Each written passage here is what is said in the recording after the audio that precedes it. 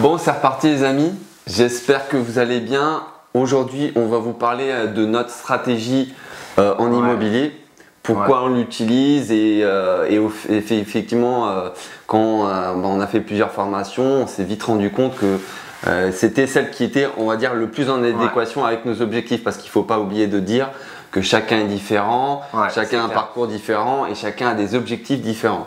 Vidéo vraiment très importante qui nous tient à cœur. Et vous allez comprendre pourquoi du coup on s'est basé sur les immeubles de rapport. Ouais, c'est ça. Et je pense que tu as dit la stratégie. Voilà. C'est notre stratégie, mais je pense que vous l'aviez compris, hein, je pense. À travers on a fait des vidéos anciennes vidéos qui parlent d'elles-mêmes. Donc les immeubles de rapport. Peut-être avant de vraiment de parler de nous concrètement, dire quelles sont les différentes stratégies en immobilier. Et ça peut être très intéressant. Donc voilà, vous avez différentes et multiples stratégies en immobilier et vraiment ça peut être n'importe quoi. Vous avez des parkings, vous pouvez faire du parking, vous pouvez faire des appartements classiques, etc. Vous pouvez des locaux commerciaux, voilà, local commercial, bureau, je pense au bureau. Et des immeubles de rapport. Après, vous avez aussi les différents types de location. C'est des stratégies. Ça, c'est autre. Oui, mais c'est pas pareil. C'est à la location. Vous avez de la division. Donc là, c'est super pointu. Là, faut vraiment s'y connaître. Enfin, on peut s'attaquer tout de suite à de la division, mais je trouve qu'il faut peut-être être un peu du bâtiment pour se lancer là-dedans. C'est mieux. Parce que c'est quand même. Ou être très très bien entouré. Ou avoir des artisans de confiance. C'est un maître d'œuvre, etc.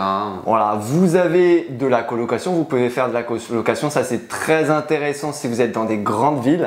Pourquoi? Parce que les prix déjà au mètre carré sont super hauts déjà de base. Après, petit aparté, je pense qu'on refera une vidéo là-dessus. Nous, on vous conseille pas du tout, enfin moi personnellement, franchement, faut dire ce qu'il y a. On ne conseille pas du tout de baser sa renta sur de la colocation. On voit beaucoup d'investisseurs. Et sur de la courte durée. Et sur de la courte durée, oui c'est vrai. Et sur de la courte durée. On voit beaucoup d'investisseurs baser leur renta sur de la renta de colocation. C'est-à-dire qu'ils ne sont pas autofinancés juste avec du meublé classique si, admettons, la colocation ne marche pas. C'est très dangereux. C'est pour nous, voilà, après, chacun voit midi à sa porte, on ne va pas juger qui que ce soit. Mais c'est vrai que pour nous, je vous avoue que… On fera, je pense, une vidéo là-dessus. Donc effectivement, tu l'as dit, colocation, on peut faire on l'a dit, de la courte durée. Donc Airbnb, le mettre sur Airbnb, Booking, etc. D'ailleurs, on a plusieurs de nos appartements qui sont en courte durée. Et après, meublé classique. Vous pouvez faire du meublé classique, vous pouvez faire du nu, donc bail de 3 ans, meublé c'est bail de 1 an, etc. Voilà, vous avez plusieurs stratégies, je pense qu'on en reparlera dans une autre vidéo. Mais le plus important c'est de vous parler de notre stratégie, pourquoi on en est arrivé aux immeubles de rapport. Et par rapport à nos objectifs, parce que en fait votre stratégie va dépendre de votre objectif ou de vos objectifs. C'est ça. Donc voilà. C'est ça. Nous pour vous dire notre objectif, il est simple. Rentier le plus vite possible. On en avait parlé un petit peu, vous aviez compris un peu à travers nos anciennes vidéos. Notre objectif, voilà, il est clair, net, précis, c'était d'être rentier, disons le plus vite possible. Nous, si vous voulez. Pour être honnête avec vous, on s'était basé sur un délai de 3 ans. C'est-à-dire qu'à partir du moment où on a commencé à aller, on va se lancer dans l'immobilier, on s'est dit on se donne 3 ans pour être rentier. Donc je pense qu'on pourra en reparler de rentier, etc. parce que beaucoup de gens font l'amalgame, attention. Et puis effectivement, rentier par rapport à nos besoins. Nous, on n'a pas besoin de 5 000 €. Attention, chacun a sa définition de rentier. Nous, quand on dit rentier, c'est vrai que c'est un peu un terme, je pense. Il y en a, bref. Mais effectivement, libre financièrement, c'est-à-dire que nous, comme on dit à beaucoup de monde, c'est-à-dire que nous, 1500 €, on est dans un van, on vadrouille, c'est un peu en mode… Je pense qu'on en reparlera, ça peut faire l'objet d'une vidéo. Mais effectivement, chacun sa définition de rentier, c'est très important. C'est sûr qu'il y en a, ça va être 1500, il y en a, ça va être 3000, il y en a, ça va être 5000. Donc c'est sûr que si vous avez besoin de 5000, Ça va pas se faire en un an. Et donc, Ça, objectif d'être rentier, vous avez plusieurs stratégies qui sont très intéressantes pour être rentier le plus rapidement. Je pense notamment à la courte durée. La coloc aussi, ça peut être une bonne stratégie. Ouais. Après, voilà, comme on vous a dit, on ne vous conseille pas, même si vous, vous faites ce que vous voulez. Non, mais de baser la renta dessus. Après, effectivement, si vous êtes déjà autofinancé. Donc, tout simplement, on s'est naturellement dirigé vers la stratégie des immeubles de rapport. Qui est un système d'investissement, c'est pas de la location, c'est pas. Non, tu vois ce que je veux dire? C'est une stratégie. C'est une stratégie d'investissement où vous avez les appartements, des locaux commerciaux, etc. Après la location, c'est différent. La location, c'est différent. Faut pas mélanger. Tout à fait. Et donc du coup, effectivement, les immeubles de rapport. Pourquoi les immeubles de rapport? C'est-à-dire que quand vous faites un investissement, quand vous allez à la banque, etc., vous faites toutes les démarches parce que comme on vous l'a rappelé dans la vidéo précédente, l'immobilier c'est du temps. Voilà. Donc si vous faites appartement par appartement, vous pouvez faire 2-3 appartements par an et encore ça va vous prendre du temps. Mais imaginez, vous allez perdre énormément de temps, que ce soit aller à la banque, aller chez le notaire, faire les travaux, etc., mettre en location. Vous allez perdre énormément de temps et au final, en un an, vous allez faire 3 appartements. Voilà, que c'est pas vraiment le cas effectivement quand c'est un immeuble. Là, donc notre premier immeuble de rapport, il y a 9 appartements.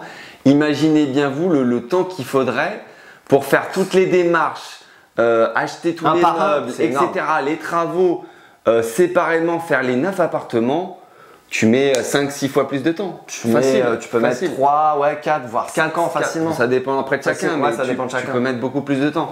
Donc voilà, il y a le temps. Déjà, gain de temps, de toute façon, comme on vous a dit, l'immobilier c'est du temps, donc voilà, c'est la logique. Un gros facteur temps, ouais, c'est totalement logique. L'énergie. Voilà, forcément un gain d'énergie. Forcément, parce que là, vous maximisez tout, c'est-à-dire que mutualises tout. Vous allez voir la banque, c'est pour 9 appartements. Vous allez voir le notaire pour signer votre petit compromis, votre acte authentique, c'est pour 9 appartements. Les travaux, vous faites 9 appartements en même temps. Vous allez, chercher vos meubles, Brico Dépôt, etc. Vous y allez, enfin nous, c'était le cas, on y allait pour des fois 5-6 cuisines. Donc c'est un gain d'énergie et de temps, encore une fois, énorme. Et un gain de tout ce qui est travail, d'études de marché, c'est énorme. Ouais, c'est énorme aussi, ouais. Et ça fait écho également à un gain d'argent inévitable, forcément. Bien sûr. Plus vous avez effectivement déjà, rien que sur la stratégie des immeubles de rapport, il faut bien comprendre quelque chose, c'est que vous êtes dans un secteur extrêmement réduit, étant donné que ça va être que des investisseurs. Ouais, ça va être que des investisseurs immobiliers. Vous n'avez pas tous les couples, voilà, ceux qui veulent se loger rapidement, avoir leur. Donc déjà vous éliminez les 90% de la concurrence. C'est ça. Parce que quand vous recherchez des appartements, et là vous faites face à que ce soit les jeunes actifs qui recherchent un appartement, enfin qui veulent acheter, du moins, les couples, les jeunes couples, etc., les familles, enfin voilà, que les immeubles de rapport, vous éliminez 90% de la concurrence. Donc vous vous retrouvez en face. Bon là par contre c'est du lourd parce que c'est les investisseurs. Donc généralement ils font bien les choses, etc. Donc c'est un peu plus, disons que c'est un peu plus de boulot, etc. Il faut être le premier dessus, etc. Mais vous éliminez quand même 90% de la concurrence. Et donc forcément qui dit immeuble de rapport dit forcément prix de gros. Bon après ça dépend si vous êtes dans Paris, je sais pas si vous aurez forcément un prix de gros. Mais du moins dans les plus ou moins grosses villes, je pense toujours un prix de le prix au mètre carré est forcément réduit que si vous achetez un appartement seul par rapport à son mètre carré que vous allez forcément payer un peu plus cher. C'est un peu de la logique en fait. Et c'est logique. Et donc forcément, prix au mètre carré réduit. Et le prix au mètre carré des travaux que vous allez faire, si effectivement vous avez pris un immeuble de rapport avec des travaux, vous aurez forcément un prix de gros. Par rapport au prix que peuvent vous faire les sous-traitants, puisque les sous-traitants, eux, plus ils ont de grandes surfaces et qu'ils ont ils ont moins de déplacements. Enfin, c'est un peu de la logique. C'est de la logique. Nous, on l'a bien vu avec nos entreprises. Plus vous faites des gros chantiers, plus les entreprises. Vous pouvez négocier. C'est à un moment donné, c'est logique. Vous leur proposez du travail, donc eux, forcément, ils sont gagnants dans l'histoire. Que si vous faites des travaux appartement par appartement, bah, malheureusement, vous n'allez pas pouvoir négocier. Pourquoi? Parce que vous faites déplacer vos artisans juste pour un petit appartement. Ouais. Donc, c'est-à-dire que, d'autant plus que si c'est lot par lot, c'est-à-dire que vous faites venir l'électricien, voilà, il a 2-3 câbles à tirer. Voilà, c'est pas énorme en termes de travail. Le carreleur, pareil, il va avoir la salle de bain, la cuisine et voilà, il s'en va. Donc, vous faites déplacer vos artisans, du coup, ils viennent avec la fourniture, etc. Donc, eux, ils sont pas rentables, si vous voulez. Qu'ils viennent vous voir pour de gros investissements, de gros travaux. Là, ils sont un peu plus rentables, ils viennent pendant une longue période, donc ça fait moins de déplacements, etc. Non, mais de toute façon, à un moment donné, c'est de la logique. Donc, je pense qu'on a parlé effectivement des 3 gains, donc gain de temps, gain d'énergie et gain d'argent, forcément. Donc, forcément, vous y retrouvez. Voilà. En termes après de mise en location, quand vous mettez en location, ce qu'il faut bien comprendre, c'est que quand vous achetez un immeuble, donc vous avez 9 appartements, et ça me fait penser à la pas la PNO, à la GLI. La GLI, je me rappelle plus le terme. Enfin bref, quand vous avez plus le risque de mettre en location et que vous ayez peur d'avoir des gens qui payent pas, des locataires qui payent pas, etc. C'est ça. Bon, ça s'appelle la GLI, j'ai plus le nom en tête également. C'est plus bref. Mais disons que les loyers impayés, les loyers garanties de loyers impayés. Voilà. Ça va. Du coup, qu'est-ce que je voulais dire? Oui, si vous avez 9 appartements, voilà, le risque il est lissé sur les 9 appartements. C'est-à-dire que si un jour, voilà, malheureusement, ça peut arriver, il y a un locataire qui paye pas pour raison X ou Y, ça peut arriver.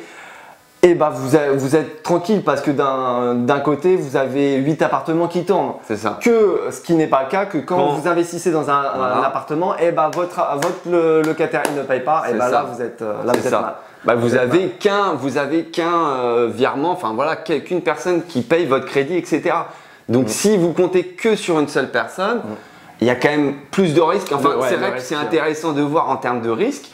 On peut dire, ah oui, les immeubles de rapport, c'est risqué, etc. C'est risqué, oui. Je peux vous dire que nous, c'est comme ça qu'on le voit. C'est-à-dire que immeuble de rapport, oui, après, c'est sûr qu'on gère plus. Dès qu'il y a une petite merde, c'est à notre charge. C'est quand même plus de risques. Mais en termes de loyer, faut bien comprendre que nous, là, on va avoir plus même de 9 virements, 9 loyers. Et vous imaginez bien qu'effectivement, s'il y a une personne qui ne paye pas, mais j'ai envie de vous dire, c'est pas grave, on aura nos 8 autres loyers qui seront là et il n'y aura pas de souci. Ça ne va pas nous impacter énormément, ça c'est clair. Donc en termes de risque, c'est bien ça qu'il faut comprendre. Et c'est pour ça que nous, sur nos immeubles, on ne prend pas la garantie de loyer impayé parce que on part du principe que déjà nous on prend de base des bons locataires. De base, je pense que vous l'avez vu à travers les anciennes vidéos, les appartements sont ultra qualitatifs. Donc c'est-à-dire qu'on a apporté énormément de valeur dans chaque appartement, c'est-à-dire lave-linge. Je pense qu'on en reparlera, c'est important de parler de ça. On en reparlera. Et du coup, vous attirez les bons profils. Enfin, à un moment donné, c'est de la logique pure. Et quand vous êtes dans une ville de 10, 15, 20 000 habitants, vous inquiétez pas que les bons profils, vous allez les attirer. Et ça, je pense qu'on en reparlera sur les villes, etc. Mais effectivement, du coup, garantie de loyer à payer, non. Enfin, il y en a plein qui nous avaient posé cette question. Vous avez une garantie? Non, on n'a pas de garantie de loyer à payer. Non, ça sert à rien. Et honnêtement, si un jour, effectivement, ça peut peut-être nous arriver, bon, je touche du bois, bon, je n'ai pas de bois à côté de moi, mais bref, si ça arrive, et ben ça sera pas la fin du monde. Et puis on pourra compter effectivement ça va pas nous impacter. Disons que ça va pas nous impacter plus que ça. Ouais, voilà, je pense que ça on a fait le tour. Et je pense aussi en termes de location, ça permet les immeubles de rapport, vous avez plusieurs appartements, de mixer plusieurs types de location. Après ça dépend de chacun. Oui. C'est-à-dire que nous ça a été notre choix. C'est quelque chose que tu peux faire comparé à si tu as qu'un appartement. Tu peux faire que soit de la colocation, tout à fait, que de la courte durée. À partir du moment où tu achètes un immeuble et que tu as plusieurs appartements, là, ce qui est super intéressant, c'est que vous pouvez mixer les stratégies en termes de location. Vous avez des stratégies en termes de type de biens, c'est-à-dire d'achat, c'est-à-dire bureau, vous avez appartement, local commercial, etc. Et vous avez les stratégies de location. Donc ça, je pense qu'on a fait le tour, courte durée, location meublée, location nue, courte durée, colocation, etc. Voilà.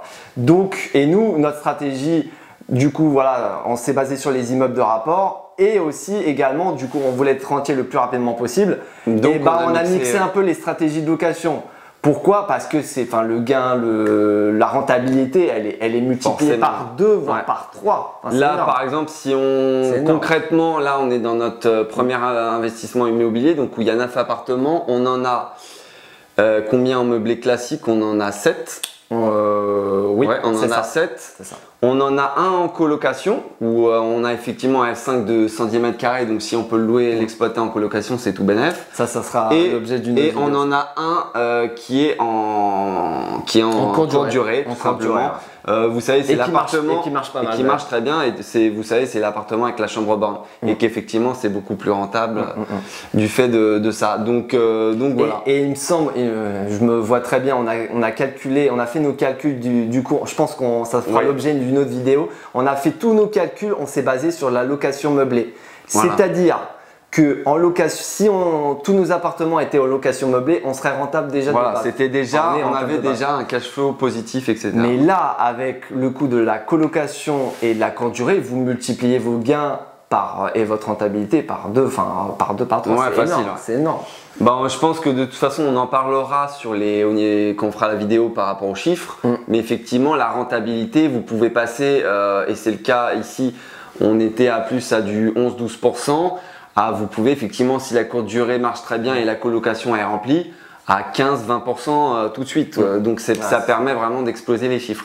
Ouais, c'est ça. Donc, et effectivement, de minimiser les risques par rapport à ce qui est plusieurs appartements, bon, on le redit, et effectivement, à pouvoir être capable de proposer plusieurs types de stratégies à la location qui est super intéressant. Ouais, tout à fait, parce que ça me fait penser que dans notre ville, il y a un investisseur, je pense que c'est un investisseur, qui avait mis tous ses appartements en courte durée. C'est un bon exemple ça. Il avait mis, je crois qu'il y avait 5 appartements, du coup c'était le même immeuble. Il avait acheté un immeuble, il avait acheté un immeuble et il avait mis ses 5 appartements en courte durée. Et là, le coronavirus est passé par là. Et à un moment donné, je pense que ça lui a pas fait du bien. On n'est pas sûr, mais je pense qu'il a dû les mettre en longue durée, en meublé classique. Mais je pense qu'on refera des vidéos là-dessus, mais effectivement, c'est dangereux, c'est très dangereux de baser surtout un immeuble que sur une stratégie. Donc là, effectivement, à la limite, tout meublé classique, il n'y aura pas trop de problème. Mais tout mettre en location, en courte durée, pardon, ou en colocation, c'est très dangereux. Donc nous, ça permet de être rentable, d'être très rentable, de pouvoir minimiser les risques et de maximiser la rentabilité sur le projet en lui-même immobilier. C'est ça. Donc, du coup, tous ces petits points et surtout le fait que notre stratégie se base, vous avez un peu vu, il y a l'immeuble de rapport en lui-même et il y a les différentes stratégies de location. Et du coup, nous, on s'est basé sur de multiples types de location et ce qui fait qu'on est rentable, on en reparlera au niveau des chiffres, on est super rentable et ce qui nous permet d'être rentier le plus rapidement possible. Et vous pouvez le faire de votre côté également si votre objectif est rentier. Après, si votre objectif est tout autre, ça dépend. Vous pouvez opter pour une autre stratégie. De toute façon, je pense qu'on fera des vidéos là-dessus. Je pense qu'on a fait le tour. Ouais, je pense. J'espère que, encore une fois, cette vidéo vous aura plu. Effectivement, si vous avez des petites questions, n'hésitez pas à nous les mettre en commentaire. Ouais, c'est clair. Mettez un gros like et n'hésitez pas à vous abonner si c'est pas très important, surtout pour l'algorithme de YouTube. Voilà, les amis. J'espère que ça vous aura plu. On se retrouve pour la prochaine. Allez, ciao.